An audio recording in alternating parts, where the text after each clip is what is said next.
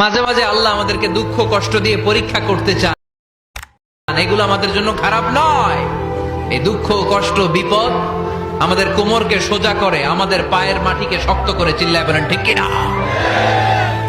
প্রতিকূল পরিবেশে কিভাবে বাঁচতে হয় এই দুঃখ কষ্ট আমাদেরকে শিখায়। এজন্য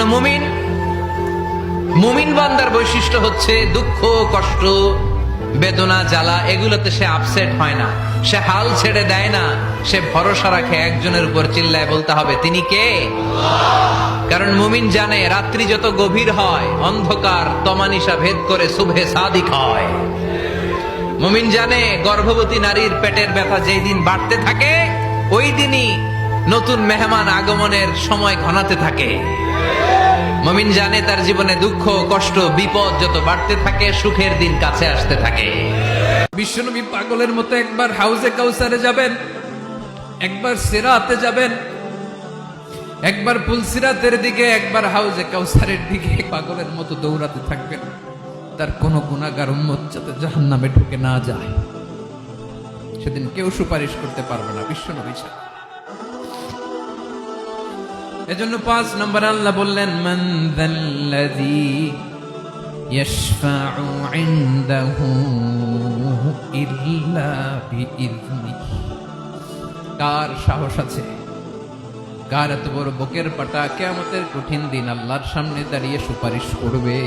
কারো ক্ষমতা নেই, কারো ক্ষমতা নাই।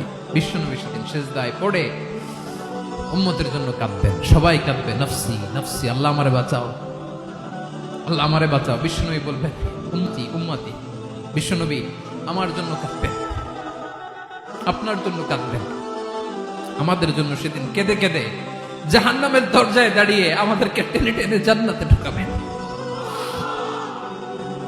এজন্য এই বিশ্বনবীর ভালোবাসা যেন আমাদের হৃদয়ে ভরপুর থাকে। আমার ভাইয়েরা, প্রতি শুক্রবার বিশ্বনবীর উপরে বেশি বেশি যেন আমরা দুরূদ পড়ি। আমরা যখন বিশ্বনবীর সালাম দেই, দুরূদ পড়ি,